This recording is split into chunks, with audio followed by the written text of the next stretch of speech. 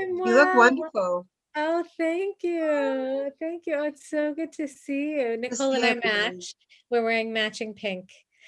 We're the women in pink tonight. Oh, right. Well, happy Valentine's Day, right? I Yeah, happy know. Valentine's Day. Happy Valentine's Day. I hope everyone feels, all the love that there is. Yeah. Dasee, I just want to say hi. I was so psyched to see you. I've got to run in 10 minutes to go get my second COVID shot. Yay! We missed you. My boyfriend Jerry and I went to visit you. I guess it was the summer of 2018. Your mom was alive, but not well. Yeah. So, but we had the best day that day at your home. It's true. Then the whole trip, 3 weeks in Israel. It was like a Gertrude Stein salon. You had these smart people with great food, and it was like unbelievable. Your kids were like this, so into Shabbat, and it was absolutely the most beautiful day. Oh my God, it's so good to see you guys. Wow, so that's like an official open invitation for please God, COVID ends, everyone can travel, and everyone's invited. That's right. Especially Margaret and Mike, who live down the street from me. Oh, wow. This is it. This is the group. We're going to make it happen. And I have to say, that was, Kathy, that was probably a better introduction than I could ever give, right? I mean, that's really. I didn't even get to the part that anything Dasee writes, no matter what the topic is, you are riveted. I have kept her emails when she first left to go to Israel, and every minute documents to me in my heart what it was really like those days 10 years ago, in brutally scary, and how the kids bringing them to camp or to school, and it was written better than anything you could ever imagine. Even though we have no kids, never had kids, I'm gonna read this book for sure. And now I'm shutting up. No, that's just great.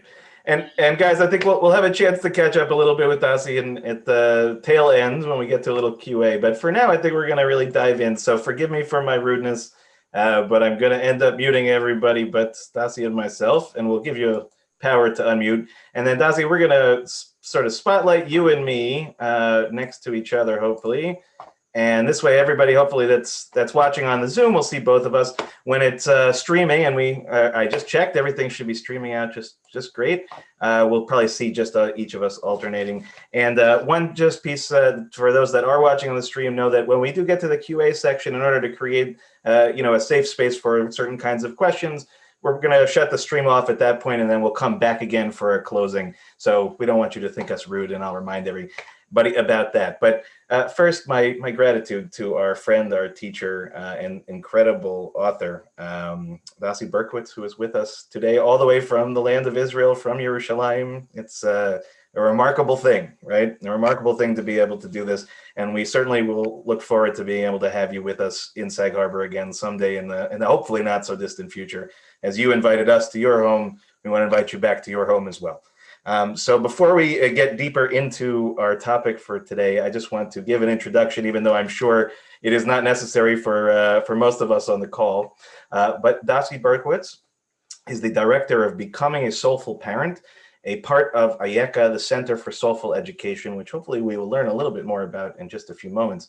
Dasee joined the IECA team in 2015 after moving to Yerushalayim, to Jerusalem, with her husband, our friend, teacher, and Rabbi Emeritus Leon Morris, and their 3 incredible children. She initiated IECA's Becoming a Soulful Parent program to help parents and Jewish institutions change the conversation around parenting from a doing mindset to a becoming one. Again, something we'll touch on in just a little bit more. Dasee has over 20 years of experience working in informal education settings in the United States and overseas in Israel, India, and the former Soviet Union.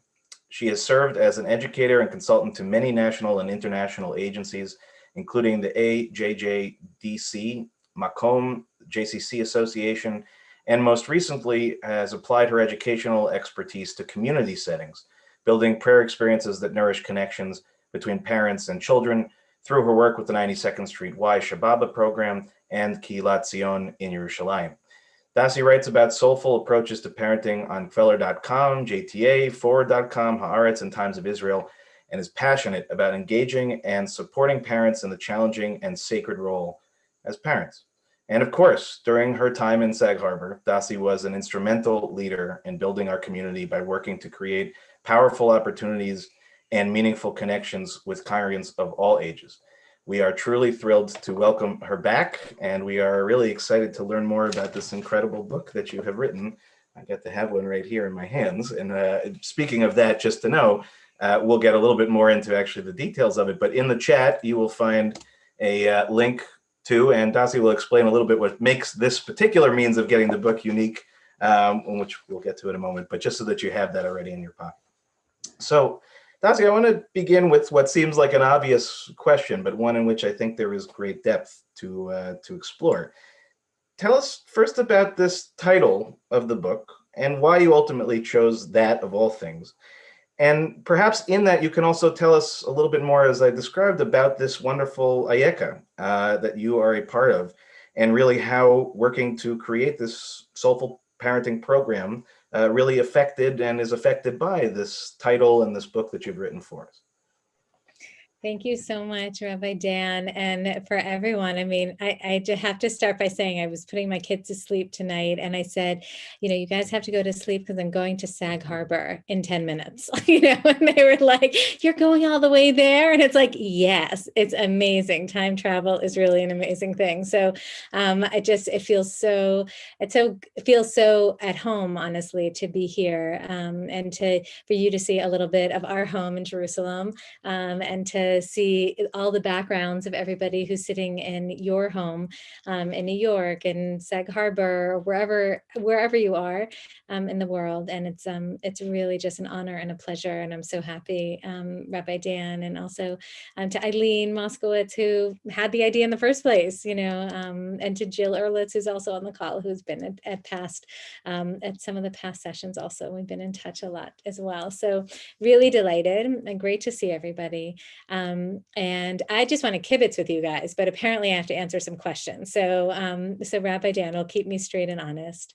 So I'll share with you a little bit about the title of this book, Becoming a Soulful Parent. And I think it kind of really comes out of the philosophy of this program that we began here a number of years ago. And I have to say that my whole journey of becoming a soulful parent was, you all saw us when we had 1 2-year-old, and then 2 other of our kids, Yael and Shalva, were born during our time at Temple Addis Israel. And I was always, really moved by this idea of how can we think about parenting as a sacred task and not just something that kind of gets in the way of the real work that we want to be doing. And, the kids are bothering us while we really want to be sending lots of emails and connecting to lots of other people.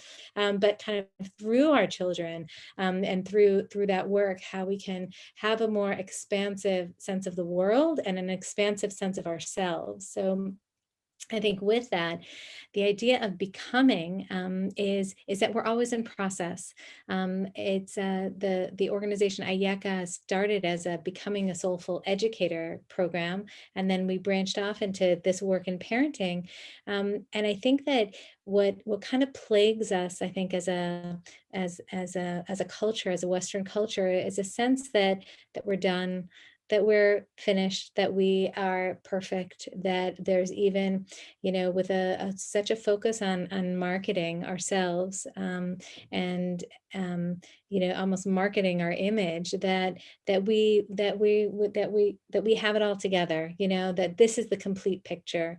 And I think any of us who's been in any kind of relationship, friendship, marriage, child, parent, daughter, son of somebody else, we know that that's never the case, that there's always a chance. There's always a chance for renewal. There's always a chance for repair. There's always a chance to start over again. And I think that becoming mindset is such an important mindset for all of us to have, to just know that our lives as parents and as people, it's just one long journey. So becoming is a really significant word there. Soulful is really, it's funny, I struggled with it a little bit because I didn't want the book to come off as I have all the answers and this is how you can be soulful and you're going to be blissed out all the time. That's not it, actually. That's not the intention of the word. Soulful really comes from a concept that that God created each of us with a soul. That in our classic sacred texts in Genesis, it talks really at the beginning at the beginning of Genesis that Adam, this earthling, was just a mass until God breathed the breath of life, a nefesh chaya. He became a living being because of this neshima that this breath that he breathed into Adam. And of course, we know that nefesh and neshima, these Hebrew words, are the words that we would translate as soul. So until we have this recognition, and even for some of us who struggle with a God concept, as long as we have our imagination that could conjure that I'm nothing without this other connection, that I'm just a mass, right? I'm just kind of like bones and blood and sinews and muscles, and but if I have this sense of connection, this neshima, the sense that there's actually a unique reason that I'm here, that Linda's here, that Kathy's here, that Warren and Sandra and Celia and Myra, and these are the people I see on my screen at the top, but for all of us who are on this call and anyone else who's listening, that there's a unique reason why we're here, and it's not just happenstance. Then I can have a greater appreciation. So when my kids, in a much more practical way, my kids are driving me crazy, or they're totally different from me in every way, or that, or even that I question, am I really the right parent for this child? For us to say, yes, I'm meant to be the parent for this child. This child is meant to be the child for me, because they're meant to be who they are, and they're meant to fix the world in their own specific soulful way, because they have a unique soul. I think it kind of gives us a whole other perspective that's away from this kind of perspective that I feel like the parenting book market preys on a little bit, which is that, just do this and your kid will be okay. Just do this intervention and it will all be great, and we know that it doesn't work out that way.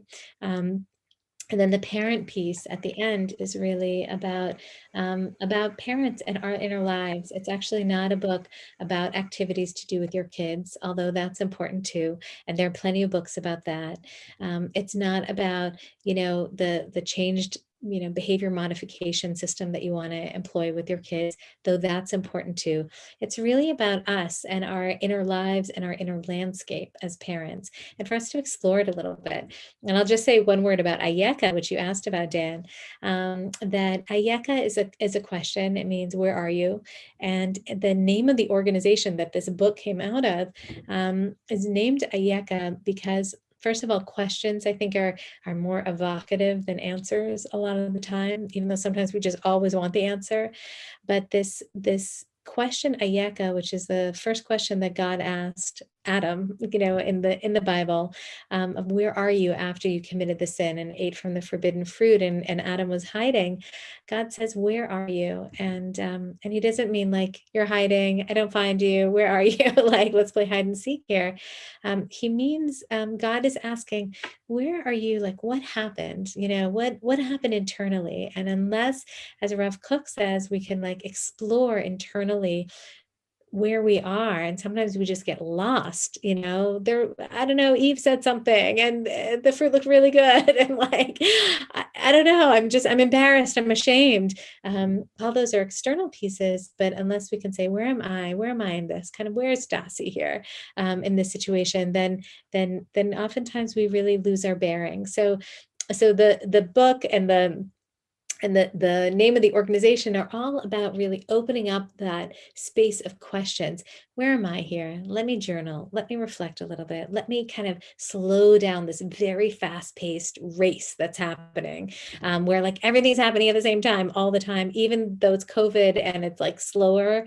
We might feel like it's slower outside. When we go to families' homes, it's like crazy. There's like a lot going on, so if we can slow it down and just start to ask ourselves some questions, I think that is it's important. It's a really important step.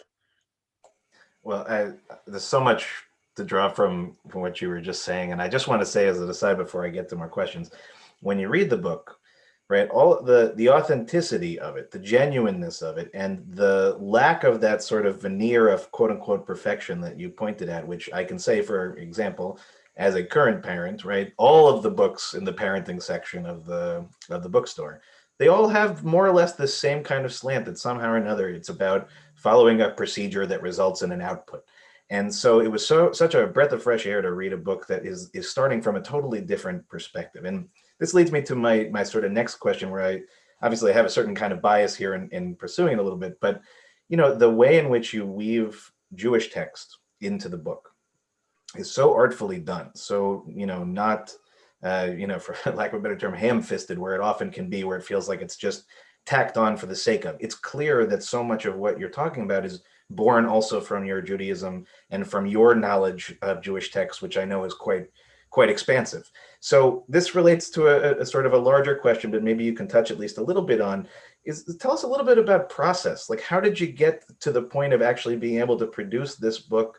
Where did the research, for example, in the Jewish text, how did you manage that? How did that weave in? And ultimately, how, has the reality of the current world affected this whole process? Can you tell us a little bit about sort of where COVID has played into, and did it affect your timeline or your process or any of the outcome, or did it affect the book itself? In other words, did ideas change as a result of the things that you've been seeing in the world around you, and more specifically in Yerushalayim? So I know that's a big question, but maybe you could touch on the elements that feel like resonate for you, and I'm sure will for everybody else.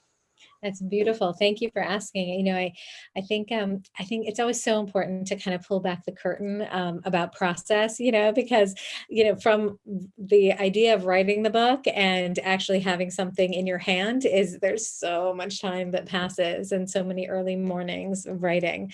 So the book basically came out of the work that I had done for 5 years since leaving Sag Harbor, actually,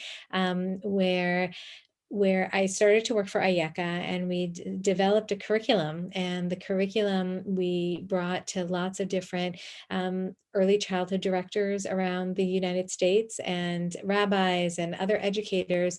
And we were trying to model a different kind of family engagement. And I really put vulnerability at the core and at the center. And I think that's really the voice that I use as I write the book, that I want people to know that even for all the experts, and there are many of them, I would love to have a real conversation with them of what was hard, what was hard, what was some of the shadow sides there, because we all have them.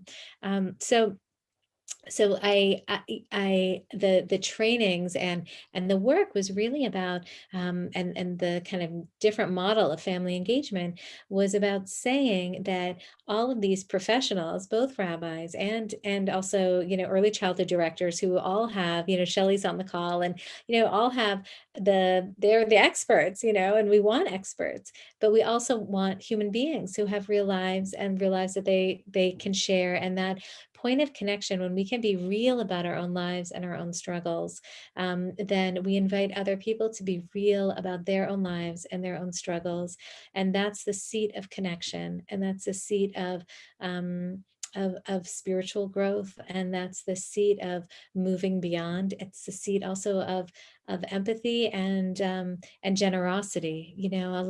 We're a lot more we're a lot less demanding of each other when we can be more compassionate with each other as well, and while still expecting excellence from one another, because we want to do excellent things in the world and excellent work. So I think we were trying to shift things around there. And after 5 years of doing this work and training lots of people, and bringing this curriculum out to the world, I realized I wanted to just pull it all together. And the Jewish piece and the Jewish text piece is important because, and we kind of constructed, like, every section we'd have, a Jewish voice, and then a secular or kind of contemporary source. And what I thought was really important for parents, and I found was useful for me, was to have both the echo and the anchor of Jewish tradition. To know that there's someone else who has thought about this before me, not about specifically what do I teach my kids, and only like those sections from the Talmud that tell you that you should need to teach your child how to swim, but things, about Hasidism, that talk about, the process of falling down and getting up and agreeing to continue walking, and the pieces about, this famous Rav Nachman of Breslov sayings about there's nothing more whole than a broken heart.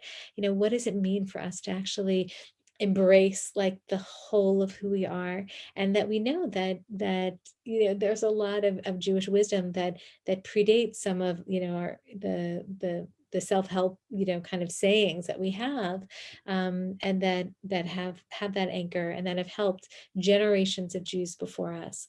And I think with COVID, what happened for me, I actually March of last year is when I sent the manuscript to the publisher, and we were just kind of ready to go, and we're just like timelines, we're like in the summer, and it's like, okay.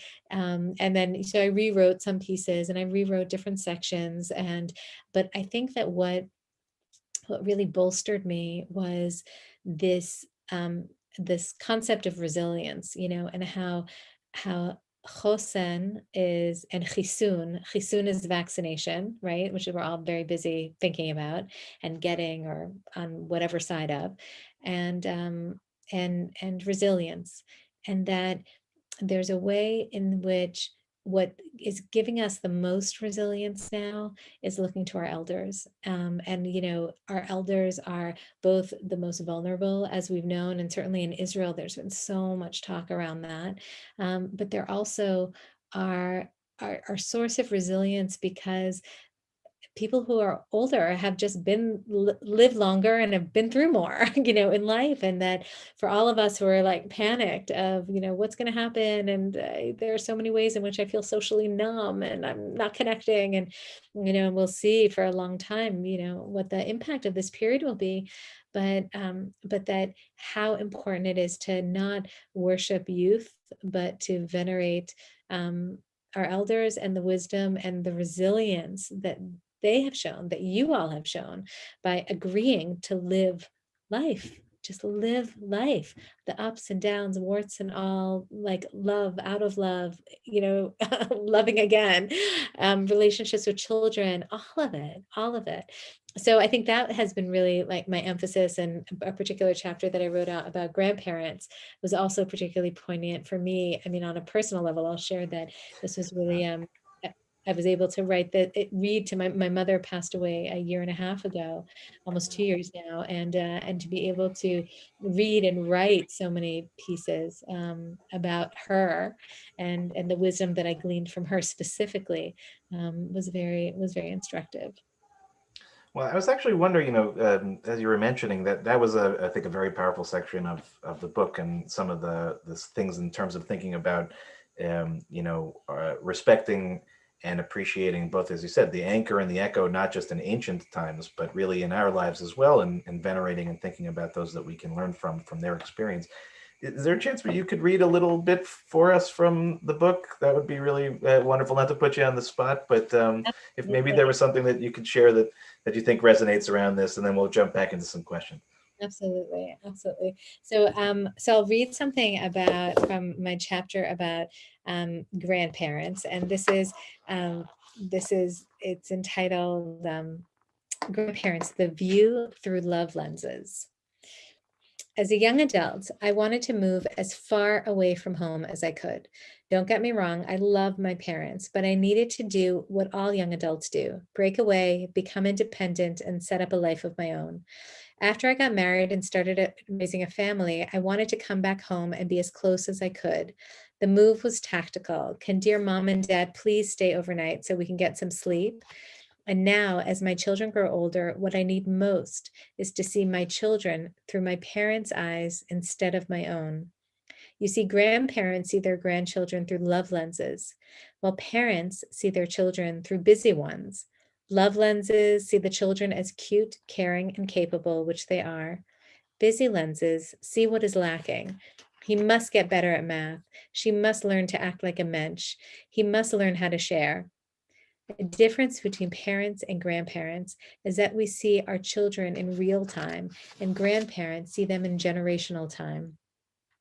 Real time measures minutes spent on meetings with teachers, driving to activities, meal prep, and homework. Generational time counts decades and measures the big picture stuff, such as how long it takes for values to become internalized, for history lessons to impact today's decisions, and for the wisdom from an earlier time to become an anchor for our families. Growing older is probably the most anticipated project of childhood, and every milestone is marked and celebrated. Our child's first tooth, learning to read, growing tall, and finally being able to ride that cool roller coaster. And around midlife, we transition from growing to aging. As parents, we're in touch with both worlds. We are in close contact with our children and their struggles, their insecurities, and the new and intoxicating freedom that comes with their growth. We also care and feel responsible for our parents as they age and need our help. We are the bridge between our parents, who carry within them so much history, and our children, who carry with them the potential to touch eternity. We are the portal through which their two worlds meet. So, what would it mean to show up soulfully in that meeting place? What would it mean for us to consciously invite in the relationship between those who are aging, those who are growing, between legacy and newness, between history and eternity? This is spectacular. I mean, and this is exactly right. You can see everyone's reaction, right? This is the entirety of the book is of this level of really emotional depth. And I think that some of, as we've talked about, that some of that depth, I think, for all of your work, right, that you've done throughout your career and exemplified in this book, is really drawn from, as you said, a vulnerability and a willingness to share that vulnerability and to speak very personally. Which is oftentimes a real challenge. And speaking as somebody obviously who is also in the public eye, as it were, to some degree, that I also have found that really being as honest and forthright and open as possible, especially with our congregation, which is so welcoming of it, not by accident, by the way, right? It's by intention. But did you ever feel like there were places in which going in the personal direction was a challenge? Did you get any kind of, pushback for it, either internally or just in your own mind? Can you just give us a little insight into what that conversation was like? Yes, well, I would definitely say that now my kids are like a little bit older and entering into the teen-ish years, and I'm not writing a book about how to parent, like become a soulful parent of a teenager. If that book exists, you'll point me in that direction for sure. But that's a tough one.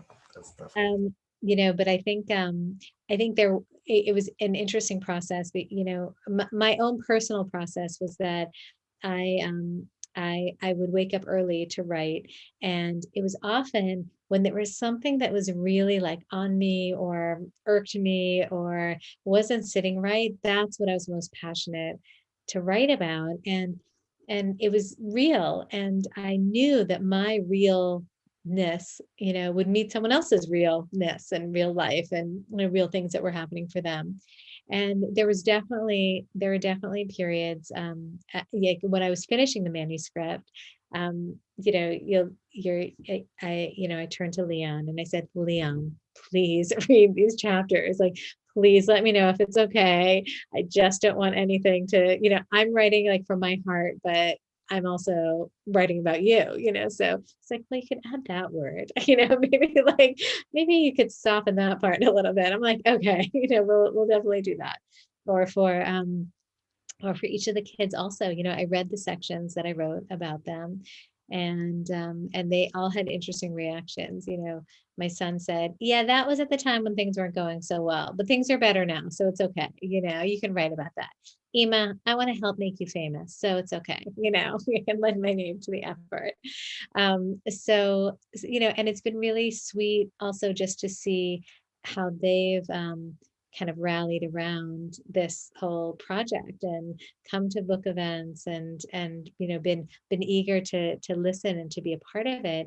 And I think a piece of it is really the sharing. Like, I write vulnerable, openly, not as an expose into my life, and certainly there are things that I'm not writing about, but simply as a way to say, here's a piece of my soul, like, meet me, meet me in it. And if sharing a little piece of your soul, maybe not with me directly, but with other people in your community, we're launching now this care package program where we've made all these book guides and videos and things, because my goal really is that this becomes a jumping off point for other people to have honest and real and intimate conversations in their own communities, with small groups of friends and et cetera. So, or even between generations, parents and grandchildren or parents, grown parents, and their own parents, the grandparents in their lives.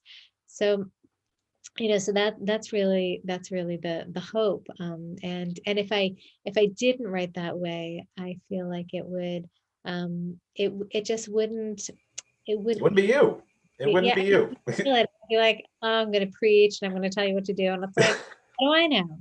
My publisher, I'll just say, wanted to call it, said, okay, let's call the book, How to Become a Soulful Parent, one woman's story or something, or like a mother's story. And it's like, that's not what I want to, I don't want it to be that, it's not a how-to book in that way at all. It's Right. let's share a journey together. I think that's the idea. Well, again, these are many of the things that I think distinguish this book and distinguish you in so many ways, right? Is about that perspective, and we shouldn't take it for granted. And I can just say again, on a very personal level, right? When Lou and I were looking at places to move to and to become, a part of a community, when we found out it's Israel, it already had this sort of identity, right? This idea of vulnerability, about honesty, about transparency. It's about sharing our experiences and our stories, not for, gratuitous purpose, right? Not for self-aggrandizement, but because, as you sort of said, right, that uniqueness about, our Jewish tradition a lot of times is about being able to share wisdom in all of its various forms. And I love the fact that you make a distinction between how to become something and becoming something. That distinction is extremely important. And it ultimately, like many things, is really a Jewish concept, right? So the idea of even halacha is a principal idea that we are on a path, that we are walking something together. And I just think it's really quite profound and quite beautiful. And it comes across beautifully in the book.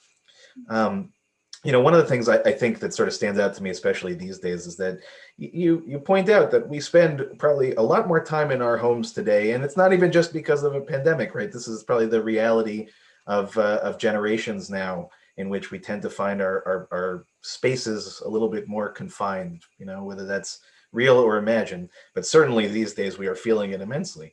And really, in fact, you devote a whole portion of the book to the idea of spirituality of physical spaces, and in particular, our physical spaces. So could you talk a little bit about the role our homes and our physical spaces play in our lives and in our families? And again, this is where really, as I said, the book, while it may be directed in many ways towards parenting or towards that concept, so many of the things that you discuss really are much more widely applicable. And certainly this idea of cultivating, understanding our spiritual physical spaces is really very profound, and I think applies to many, many different circumstances. So maybe you could just tell us a little bit more about that idea and how you developed it. Yeah, no, it's really, there's really the sense that on the one hand, our the things in our home are just, it's stuff, right? It's physical matter, and there are four walls and there are windows and all sorts of things. But they also reflect our life, right? The mess or the pile, it's actually just an expression of our life. And I have this sometimes today with the kids, where they're making their own Purim costumes. And my Yael was really into it, and she wants to be a Lego, and so she's like a yellow one. So there were boxes, and like stuff was strewn all over the place. And then Leon came home a little bit later, and like everything was put away. And I looked at it for a moment and I said, this gives no, it like doesn't tell the story adequately. Like this pile of like junky boxes that are in the corner that are like spray painted yellow don't give full expression to what happened here earlier today, the imagination that happened, the collaboration between her and her friend about how to make this thing work. And so I feel like if we brought this kind of renewed energy to see what's happening in our home is really remarkable, and almost to be able to listen more closely to these beautiful, they might be very quotidian, but beautiful moments that take place. And I think that there's also a lot of struggle, around it. Like figuring out, like, is it morning? Is it evening? I'm still in my pajamas. Everyone's in their pajamas. Like, what's happening? Like, why are we having cereal for dinner? And there's certainly that. And so I think that in addition to like the physicality of our space, which is kind of goes back to the Beit HaMikdash and the communal home of the Jewish people was a physical house and a physical home. But more about kind of how do we distinguish time in our homes, right? Like what, and I like the idea even of this a Shabbat paradigm there, even not on Shabbat, but there are these two central principles on Shabbat of Shamor and Zachor.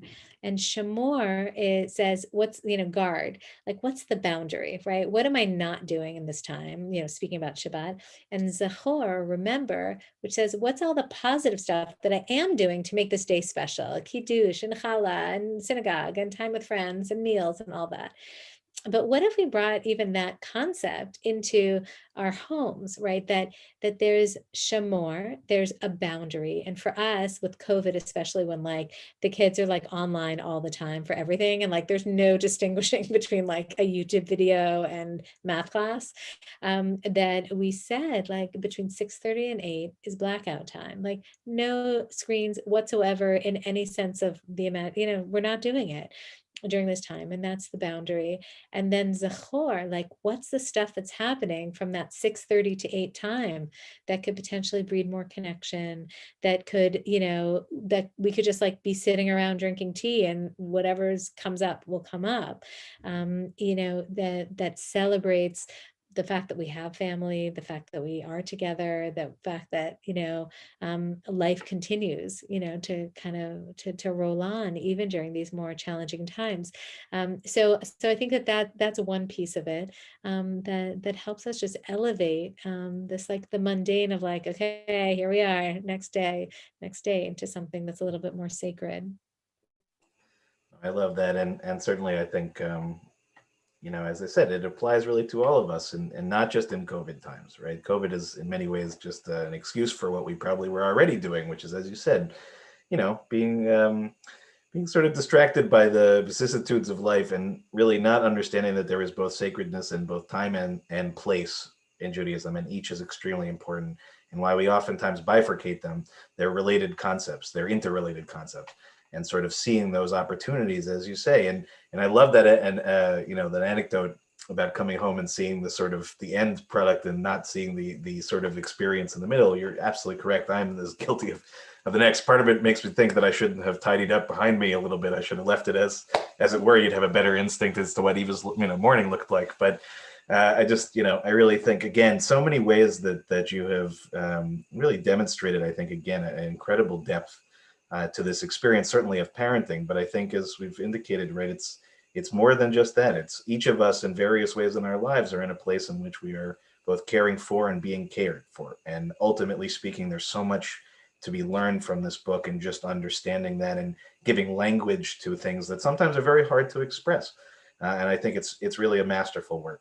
And speaking of that masterful work, just a reminder again, I'm going to put in the chat a means to get it. And Dasee, you can maybe just explain, because it's not officially out yet, right? You're making something special available to us. So maybe just tell us a little bit about how it works to get it into your hands. Okay, so this is the book officially comes out March 1st, so we're almost there, and it will be available on Amazon there. What we're doing now is it's from October, when the book was ready, to the beginning of March. It's like the pre-publication period, where you can receive the book with a gift to Ayeka, which is the organization I work for. So it's kind of like supporting the smaller, the mom and pop shop, as opposed to Amazon, which many people for ease and will do later on. So that's the option now. So it says Aplos donation Ayeka, but that's basically the way to get the book at the moment.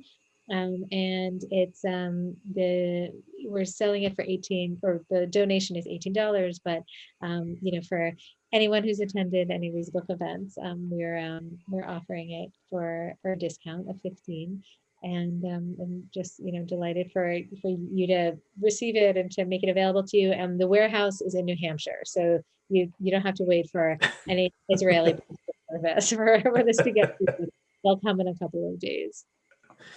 That's just great. Well, so I have very selfishly taken you all to myself up to this point, but we really wanted to make some time for your friends and for those on the call to be able to ask some more pointed questions. So here's how I suggest that we do this.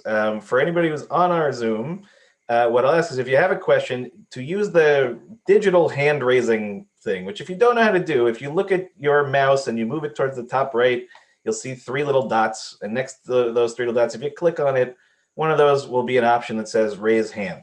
If that doesn't work for you, you can always put a question in the chat. But if you raise your hand, what we can do is bring you up. I can see Steve already is a good example. He's ready to go.